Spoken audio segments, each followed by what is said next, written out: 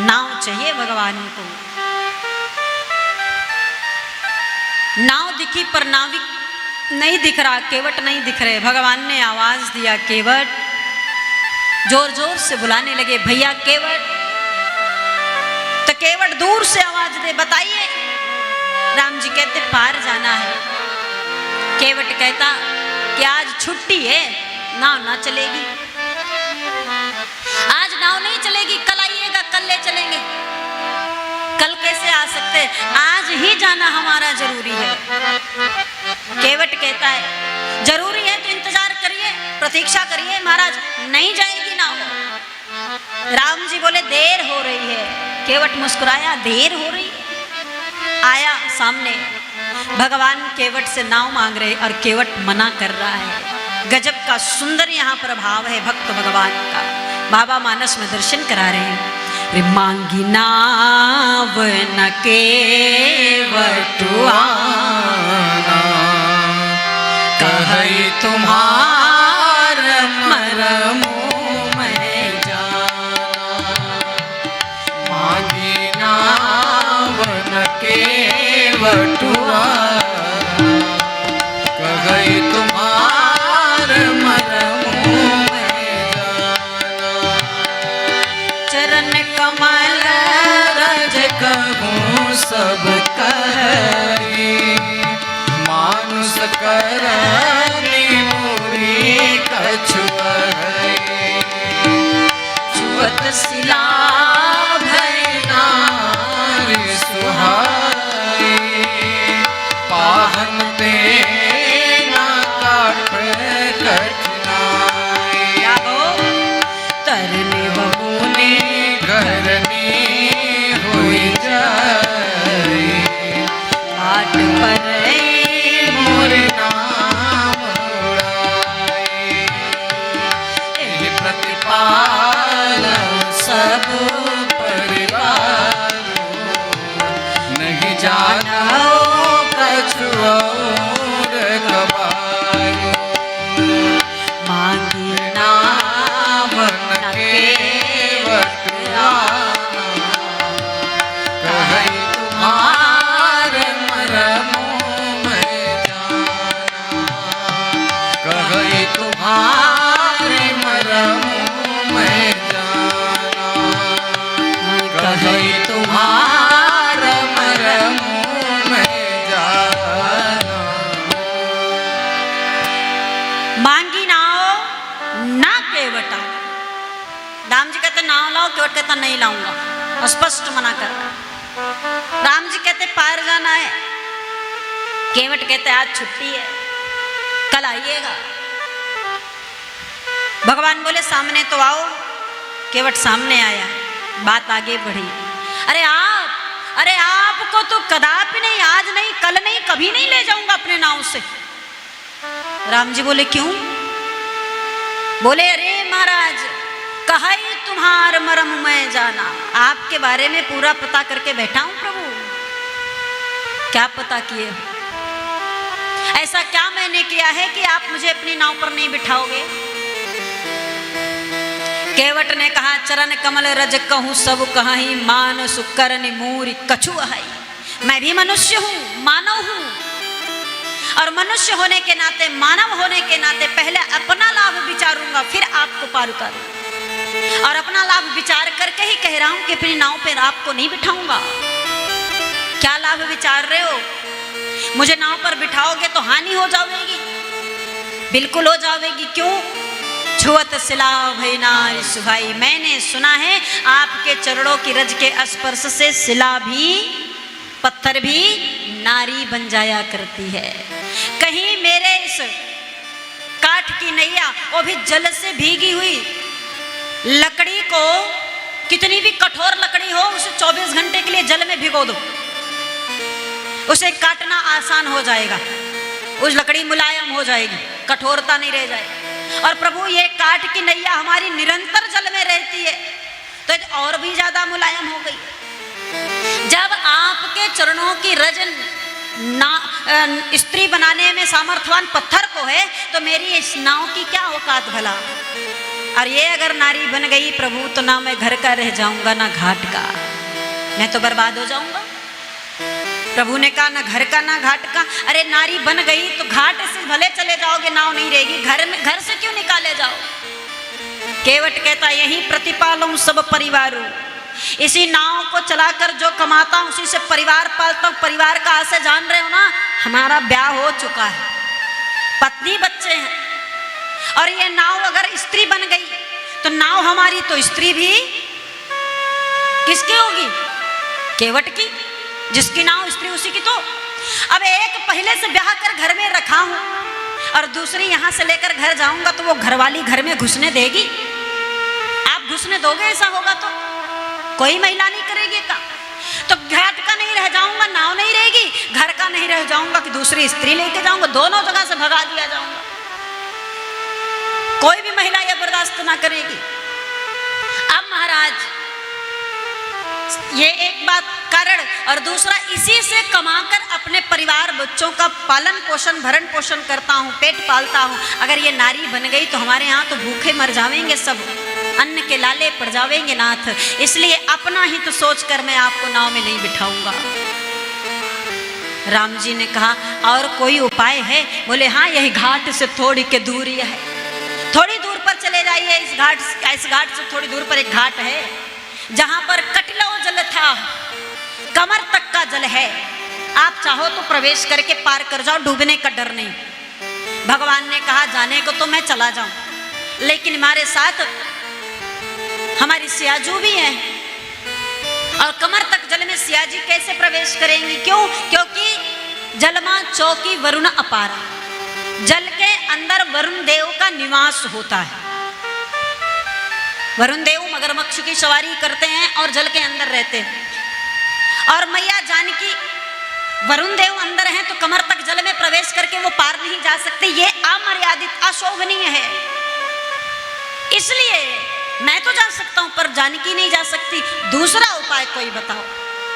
बोले सरकार वामनावतार याद कर लीजिए, उसमें तो पूरा ब्रह्मांड नापने की क्षमता थी, यहाँ तो सिर्फ गंगा जी हैं, इस पार से उस पार ही तो जाना है, एक कदम इस पार एक कदम उस पार हो जाएंगे। राम जी बोले जल में प्रवेश करके जाने पर जानकी जी की समस्या है, लेकिन इस तरह से लांघ कर जाने पर हमें समस्या है। केवट बोले क्यों? अब क्या समस्या आपको है? भगवान कहते हैं गंगा जी हमसे ही प्रकट हुई हैं, राघव जी के ही नख से गंगा जी का प्राकट्य हुआ है, तो गंगा जी हमारी पुत्री हुई। गंगा जी के ही राम जी के ही रक्त से मां गंगा का निर्माण हुआ है। वामनावतार में जब भगवान भूमि को नाप रहे थे एक पग में, तो पर्वत पहाड़ सब नाप रहे थे, तो चरण को उठाए और नापने के लिए बढ़ा रहे थे, तो उसी समय भगवान के अंगूठे में एक पहाड़ का नोक लग गया, नुकीला, और भगवान के अंगूठे से रक्त निकला, और जैसे ही वो रक्त धरती पर गिरने वाला था कि ब्रह्मा जी देखे, और ब्रह्मा जी अपने कमंडल में ले लिए, क्योंकि वो ब्रह्म रक्त है, कोई साधारण रक्त नहीं है। ब्रह्मा जी अपने कमंडल में लिए और उसे ले जाकर अपने पास रख लिए। बाद में भगीरथ जी तपस्या किए, तपस्या करके ब्रह्मदेव को प्रसन्न किए, तो उसी कमंडल से गंगा जी को निकली, उसी रक्त की बूंद से गंगा जी का निर्माण हुआ, और मैया कमंडल से निकली, शिव जी के सिर से होते हुए धरती पर प्रवाहित होकर हम पतित पावनों को तारती रहती है। महाराज गंगा की उत्पत्ति ऐसे हुई। तो गंगा मैया भगवान की पुत्री हुई। तो भगवान कहते हैं कभी भी किसी भी पिता को अपनी पुत्री को लांघ कर नहीं जाना चाहिए, ये अमर्यादित है, इसलिए मैं गंगा जी को लांघ कर नहीं जा सकता। और कोई उपाय? बोले बस अब एक उपाय है प्रभु। क्या? जो प्रभु पार अवसिगा चहु, मोहि पद पदुम पखारन कह। अगर सच में पार जाना चाहते हैं तो अपने चरण को धुलने का हमें आदेश दे दीजिए, हम आपको पार उतार देंगे। भगवान जब चरण धुलने की बात आई तो एक बार जानकी जी को देखे, फिर लक्ष्मण जी को देखे। तो लक्ष्मण जी और जानकी जी को देखते हैं कि चरण दूं कि ना दूं, क्योंकि राम जी का चरण नहीं, इन दोनों का चरण है। एक चरण जानकी का, एक चरण लक्ष्मण जी का, दोनों सेवा करते हैं अपने अपने चरण का, और अपना अपना चरण रखे है राम जी के पास, पर दोनों का है। अधिकार उनका है, वो जिसको कहेंगे देंगे, नहीं तो नहीं देंगे। राम जी देखते हैं कि दूं कि ना दूं, चितई जानकी लखन तन। और जैसे ही देखे तो लगा कि केवट को लगा कि प्रभु हो सकता संकोच कर रहे हो, उतरने के बाद उतराई देनी पड़े। तो केवट कहता है प्रभु एक पैसा उतराई नहीं लूंगा, आज मुफ्त सेवा करूंगा। आज कोई साधारण थोड़ी ना आया हमारे द्वार पर, आज मैं आपको मुफ्त में पार उतार दूंगा, बस चरण धुला लीजिए। और भरोसा नहीं तो कहो मैं सौगंध खा लूं। लक्ष्मण जी ने कहा हाँ हाँ सौगंध खा लो, तब तो भरोसा हो जाएगा हमें। तो केवट सौगंध खाया है। और किसकी सौगंध खाया पता है? अपने घर वालों में से किसी का नहीं, अपनी पत्नी, अपने पुत्र, अपने पिता माता, किसी का सौगंध नहीं खाता, ना अपनी खाता है, ना परमात्मा की खाता, ना गंगा जी की खाता है। कसम किसकी खाता, सौगंध किसकी खाता है? मानसकार कहता है पद कमल धोई चढ़ाए नावना, नाथ उतराए वही राम राव रे आन दसी बरु तेर मार भूल धनु लगे ना पाय पखारे हो, तब लगे ना तुलसी दास नाथ कृपाल पार उतारे हो, कृपाल पार उतारे हो, कृपाल पार उतारे हो। सौगंध खाया, पद कमल धोई चढ़ाई, जब तक चरण नहीं धोऊंगा नाव पर चढ़ाऊंगा नहीं। और रही बात उतराई की, तो हे रघुनंदन मैं आपके पिताजी दशरथ की सौगंध खाकर कहता हूं, कसम खाकर कहता हूं कि 1 रुपया उतराई नहीं लूंगा।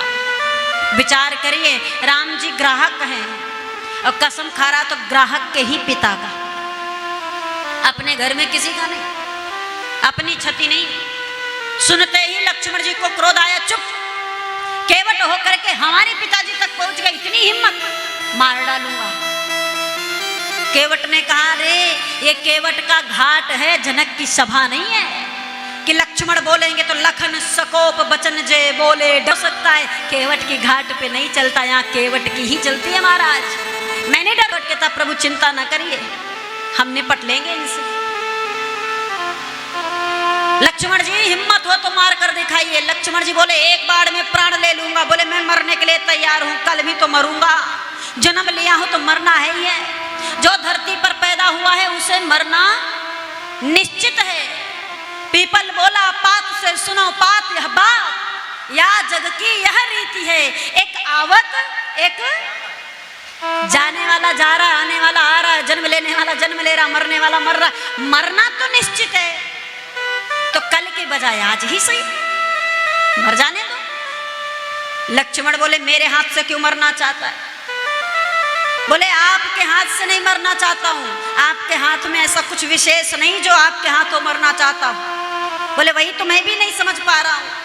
अरे मेरे बाण में भी कुछ विशेष नहीं, मेरे हाथ में भी कुछ विशेष नहीं। मेरे बाण से मारा हुआ या मेरे हाथ से मारा हुआ व्यक्ति वैकुंठ नहीं पाता, ये तो राम के हाथों में जस है, राम के बाण में जस है। जे मृग राम बाण के मारे ते तन तज सुरलोक सिधारे। भगवान का स्वभाव है, जिसको मारते हैं उसे वैकुंठ दे देते हैं, मारते नहीं मानो तार देते हैं। हो मेरे राम जी मारते हैं ही नहीं। ताड़का को मारे एक ही बाण प्राण हर लीना, दीन जान प्रभु निज पद दीना। अगर इसे मरना कहें तो मर जाए, तरना कहें तो तर जाए। राम जी वैकुंठ देते हैं अगर बाढ़ लग गया, कितना भी पापी क्यों ना हो। बोले अच्छे से जा। केवट ने कहा पता है राम के हाथों मरूंगा तो वैकुंठ जाऊंगा। तुम्हारे पास कोई विशेषता नहीं, सिर्फ बोलते हो। अब और खिसिया गए लक्ष्मण जी, ना तुम्हारे बाड़ में कोई विशेषता, ना तुम में विशेषता, ना बाड़ी में विशेषता, कुछ नहीं है, फिर भी मेरे हाथ से क्यों मरना चाहते हो? केवट ने कहा तुम्हारे बाढ़ से मरने पर वैकुंठ नहीं मिलेगा, ये तो मुझे पता है, लेकिन आज मरूंगा तो बैकुंठ मिलेगा, ये भी मुझे पता है। लक्ष्मण ने कहा कैसे मिलेगा? जब मेरे बाढ़ से मरने वाला बैकुंठ नहीं जाता तो तुम कैसे चले जाओगे? तुम्हारे लिए कोई अलग से नियम है? बोले तुम्हारे बाढ़ से मारने के बाद बैकुंठ नहीं जाऊंगा, लेकिन राम के चरणों में मरने के कारण बैकुंठ जरूर जाऊंगा। मुझे बैकुंठ जाने से कोई रोक नहीं पाएगा। यहाँ गिरूंगा, बाढ़ यहीं लगेगा, राम के चरण में गिरूंगा, गंगा के तट पर गिरूंगा, तो बैकुंठ जाने से तो कोई नहीं रोक पाएगा, मेरा तो बन जाएगा।